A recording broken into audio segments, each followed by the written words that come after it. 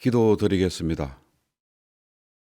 은혜로우신 아버지 하나님, 주께서 우리와 함께 하심과 우리를 통하여 주의 구원을 보게 하시니 감사와 영광을 돌립니다. 목마른 사슴이 시냇물 찾기에 갈급함같이 주의 말씀을 사모하여 주의 음성 듣기를 갈망하오니 이제 말씀하셔서 그 말씀이 우리 생명의 양식이 되게 하시고 진리 안에서 우리 모두가 자유함을 누릴 수 있도록 은혜를 베풀어 주시옵소서. 주께서 말씀으로 사단의 권세를 결박하신 것처럼 오늘 우리 모두가 말씀으로 무장하여 영광된 주의 나라 건설에 이바지할 수 있도록 은혜를 베풀어 주시옵소서. 예수님 이름으로 기도드립니다. 아멘. 오늘 말씀은 스가랴 9장의 말씀입니다. 이 9장에 들어와서 스가랴가 본 환상이 끝이 나게 되어지고 이 9장부터는 바로 메시아 그리스도에 대한 예언의 말씀으로 펼쳐지게 되어집니다. 이 성경이 위대한 것은 영감의 통일성에 있다 하겠습니다. 다양한 시대의 사람들이 일관된 메시지를 전하고 있는 것이 성경입니다. 모든 기자들이 한결같이 메시아 탄생과 그를 통한 구원의 완성을 예언하고 있는 내용이 바로 구약 전장의 말씀이라 할 수 있고, 오늘 본문의 말씀은 이 정치적인 군사적인 힘과 파괴적인 힘으로 구원을 기대하던 그 기대에 반하여서 오시는 메시아 그리스도는 나귀를 타고 오시는 아주 겸손한 평화의 왕으로 오신다는 것을 말씀하고 있습니다. 인류의 문제는 힘의 문제입니다. 모두가 힘을 숭상하려고 하는 것입니다. 오늘 주시는 말씀은 힘, 이 세상의 힘이, 이 헤라클레스의 힘이 무용하다는 사실을 증거하고 있는 말씀입니다. 인류 역사상에 나타났던 이 통치자들은 한결같이 힘으로 세상이 다스려진다고 착각한 것입니다. 그래서 어떻게 하든지 더 가지려 했고 어떻게 하든지 더 모으려고 했던 것입니다. 그래서 정복자로 나섰고 약한 사람들의 것을 수탈했고 그 힘으로 억압했고 어떻게 하든지 자신의 권력을 집중시키려고 군대를 양성하고 축적하려 했던 것입니다. 군대를 양성하고 부를 축적하기만 한다면 그의 나라는 영원할 줄로 알았는데 그의 나라는 미안하게도 이 세상에 존재하지 않습니다. 그때 통치했던 그 통치자들은 박물관에서 전시되어져 있는 전리품으로 전락했을 뿐인 것입니다. 오늘 본문에 나타난 두로도 마찬가지입니다. 이 두로 왕은 그 나라를 영원토록 지켜가기 위하여서 은과 금을 축적했습니다. 이 해상 무역을 통하여서 엄청난 부를 쌓은 것입니다. 금을 진흙더미같이 쌓았다. 은과 금을 사용하기를 티끌같이 하찮게 번지같이 그렇게 사용했던 것입니다. 그리고 그 산 부를 가지고 그들의 성읍을 철통 같은 요새로 만들었던 것입니다. 그들의 요새를 철통같이 만들어 놓고 이 요새를 지킬 수 있는 돈만 있다면 그의 나라가 영원할 것 같았지만 보십시오. 그 쌓아둔 은과 금들은 그 성읍이 무너지는 날 먼지처럼 날아가 버리고 말았던 것입니다. 역사상의 이슬로 사라진 뒤안길에 감추어 버린 그런 나라가 되어지고 만 것입니다. 여러분, 성경은 예언하고 있습니다. 영원히 남게 되는 나라는 힘으로 부로 축적된 나라가 아니라 머리 둘 곳 없으신 빈궁한 삶을 사셨던 친히 제자들의 발을 손수시켜 주셨던, 나귀 새끼를 타고 임하셨던 그 겸손하신 그리스도의 왕국만이 영원할 것으로 예언되어지고 있는 것입니다. 사랑하는 가족 여러분, 우리가 힘을 숭상하고 힘을 가지려 하면 그 힘은 점점 더 악마적으로 변해가게 할 뿐인 것입니다. 우리가 힘을 놓는 그 순간 그리스도가 임하시게 되어지고, 임하신 그리스도를 영접하는 순간 그의 나라가 세워진다는 사실을 우리는 기억해야 합니다. 7절 말씀입니다. 이 블레셋은 이스라엘 사람들, 이스라엘 나라에 있어서 철천지 원수의 나라입니다. 이스라엘 나라를 가장 많이, 가장 악랄하게 괴롭혔던 나라가 바로 블레셋, 악한 나라였던 것입니다. 여러분, 실제로 이 블레셋은 지구상에 존재했던 가장 잔인한, 잔혹한 나라 중에 한 나라가 바로 블레셋이었던 것인데, 이 나라가 하나님께 회개하고 돌아오면 하나님은 그들을 용납하고 유다의 한 지도자로 삼겠다, 그렇게 말씀하신 것입니다. 이는 블레셋 거민들에게도 유다 거민들이 누릴 수 있는 모든 은혜 혜택을 차별 없이 주시겠다, 그런 하나님의 약속의 말씀이 선포되어진 것입니다. 여러분, 이것이 가당한 일입니까? 민족의 반역자, 백성을 수탈했던 이 수탈의 앞잡이 세리가 구원받는다는 것이 여러분 가당한 일입니까? 선민을 괴롭히고 하나님의 구원을 방해한 이들을 철저하게 응징하고 입을 뱉게 하여서 다시는 이와 같은 일이 발생하지 않도록 온 세상에 본보기로 삼아야 하는데, 이들을 구원하시겠다고 하시는 것이 가당하겠느냐, 그런 말입니다. 여러분, 이 악한 나라들을 응징해야 되는 것이 당연한 것 아니겠습니까? 보십시오.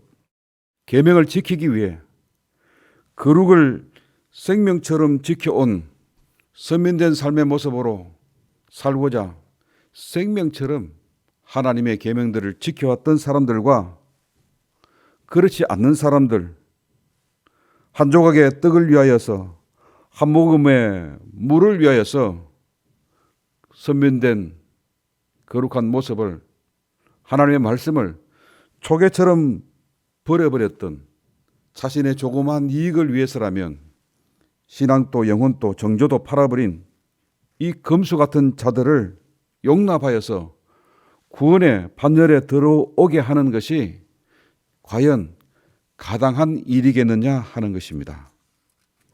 여기서 우리가 함께 생각하고자 하는 것은 예정입니다. 예정이 무엇일까? 예정이란 인생을 컴퓨터 프로그램처럼 프로그래밍해서 다 조작해서 언제 어디서 어떻게 돌뿌리에 넘어질 것인가, 이런 사소한 것까지 다 예정되어져 있다는 그런 것이 예정이 아니란 말씀입니다. 예정이란 하나님을 믿지 않는 자, 그리스도를 영접하지 않는 자들은 반드시 심판을 받게 되어진다는 것이고, 구원에 제외되었다는 것을 말하는 것이고, 하나님을 믿는 자, 그리스도를 영접하는 자들은 반드시 하나님의 자녀로서 당당하게 구원받게 되어진다는 것을 예정이라 하는 것입니다. 여러분, 이 예정 앞에서 모든 인류는 잠잠해하고 겸허하게 수용하고 받아들여야 하는 것입니다. 이 받아들이는 힘을 가리켜서 겸손이라 하는 것입니다. 이 하나님의 예정 앞에서 블레셋이나 이스라엘이나 동일하게 적용되어진다는 이 사실 앞에서 불평하지 않고 겸허하게 받아들일 수 있는 그 마음이 겸손인 것입니다. 우리가 행함이 아닌 믿음으로 구원받는다고 믿고 있고, 이 믿음, 이 신앙은 우리 절대적인 신앙 고백으로 삼고 있지 않습니까? 그렇다면 이 원리가 나 외 다른 사람들, 즉 나를 적대하는 사람들에게까지라도 동일하게 적용되어야 하는 것이 마땅하다. 그런 말씀인 것입니다. 사랑하는 가족 여러분, 탕화를 수용하는 아버지에 대하여서 형은 노발대발하면서 아버지를 비판하고 있습니다. 아버지의 살림살이를 창기와 함께 삼켜버린 저자를 용납하는 것이 가당합니까? 그렇게 말할 때 아버지는 그 형을 달래시면서 내 아우가 아니냐, 죽었다가 살아왔는데 내가 잃었다가 다시 찾았는데 내가 기뻐하고 즐거워하는 것이 마땅하지 않겠느냐, 그렇게 말씀하신 것입니다. 여러분, 기독교는 사랑의 종교입니다. 도저히 용서할 가치가 없는, 탕화를 용서하면 되지 않는, 절대적으로 용서할 수 없는 이 블레셋을 수용하고 용납하는 것, 받아주는 것, 그것이 사랑이라는 것입니다. 기독교란 이런 것입니다. 내가 받은 것, 내가 누리는 것을 누리지 못하는 사람들에게 기쁨으로 나누는 것이 기독교인 것입니다. 이 나눌 때 나누는 사람이 불편함이 없어야 합니다. 궁색함이나 불편함이 전혀 없어야 하는 것입니다. 어색함 없이 오직 나눌 때 기쁨으로 나눌 수 있는 그리스도의 마음을 갖는 것입니다. 그리고 내가 나눈 것을 인하여서 그 받은 사람들이 기뻐하는 것을 보고 기뻐할 수 있는 것이 기독교인 것입니다. 그리고 이 나눔에 있어서 이 받는 사람들이 또한 이렇게 해야 하는 것입니다. 받을 때 불편함이 없어야 합니다. 어색함이나 민망함을 느끼지 않도록 이 나눔에 있어서 나누는 자도 받는 자도 없이 오직 나눔만 있게 되어지는, 서로가 기뻐하는 그런 자리, 그런 분위기, 그런 관계를 만들어가는 것이 바로 기독교인 것입니다. 천국에서의 기뻐함이란 의인된 자가 구원되어지는 것을 보고 기뻐하는 것이 아니라 죄인된 자가 의인되어져서 천국에 들어오는 기쁨을 말하는 것입니다. 이 세상에 있는 모든 자들은 하나님의 저울에 측정한다면, 달아본다면 모두가 부족하고 부족한 뿐일 것입니다. 칭의란 의인된 의인이 아니라 칭의란 죄인된 의인이란 사실을 우리는 기억해야 합니다. 그리스도의 은총 아래서 의인된 존재라는 사실을 우리는 기억해야 합니다. 우리는 우리의 의로 자유를 누리고 승리의 영광을, 하나님의 축복을, 구원의 기쁨을 향유하는 것이 아니라 그리스도의 은총으로 구원의 기쁨을 누리는 사람들이라는 사실을 우리는 잊어서는 안 됩니다. 하나님의 예정을 기쁨으로 수용할 수 있어야 그것이 그리스도인이고 그것이 사랑이고 그것이 겸손인 것입니다. 이 아침에 우리가 함께 생각하고자 하는 것은 하늘 보좌를 버리시고 말구이에 오신 그리스도, 자신을 십자가에 못 박고 있는 저들을 향하여서 구원하신 그리스도를 생각하는 것입니다. 사랑하는 가족 여러분, 어쩌면 교회는 예수님께서 직접 세우신 것이 아니라 제자들이 세운 것이 교회입니다. 교회는 그리스도를 배반하고 스승을 부인하고 다 달아나버린 제자들을 응징하면서 너희들이 어찌 그럴 수 있느냐 책망하면서 세워진 것이 교회가 아니라는 사실입니다. 배반한, 배신당한 그 아픔과 섭섭함을 뒤로하고 달아나버린 그 제자들이 장차 영광된 하나님의 나라를 세울 것을 기대하면서 배반한 그 제자들을 기다려 주시면서 그리스도의 인애와 사랑으로 세워진 구원의 산물이 교회라는 사실입니다. 오늘 우리는 교회의 본질이 용서와 인애에 있음을 기억하고 교회를 교회 되게 해야 하는 것입니다. 이 은혜가 함께 하시기를 소망합니다. 이제 같은 기도의 제목을 가지고 다 함께 기도하는 시간을 갖겠습니다. 기도 제목입니다. 그리스도의 형상 이루게 하소서. 교회를 교회되게 하여 주시옵소서. 담임 목사님 청빙과 새 직원 선출이 은혜롭게 되게 하소서. 원로 목사님의 신원을 강건케 하시고 환우들을 치유케 하소서. 각자 소원을 가지고 기도하겠습니다.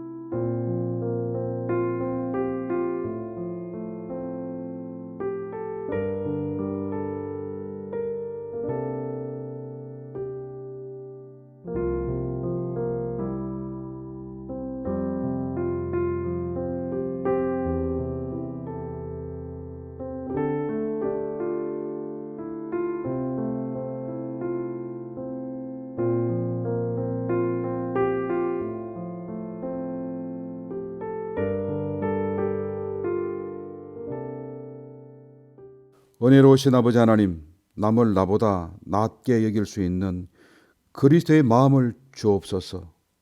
같은 마음, 같은 사랑, 같은 뜻을 가질 수 있는 성숙함을 주시옵소서. 다른 사람의 일을 돌보는 일로 인하여서 기뻐할 수 있는 충만한 기쁨을 주시옵소서. 하나님 기뻐하시는 일을 함으로 인하여서 우리가 기뻐할 수 있는 그 영성을 주시옵소서. 우리의 의가 결코 소자를 실족하는 일에 이르지 않도록 우리를 겸손케 하여 주시옵소서.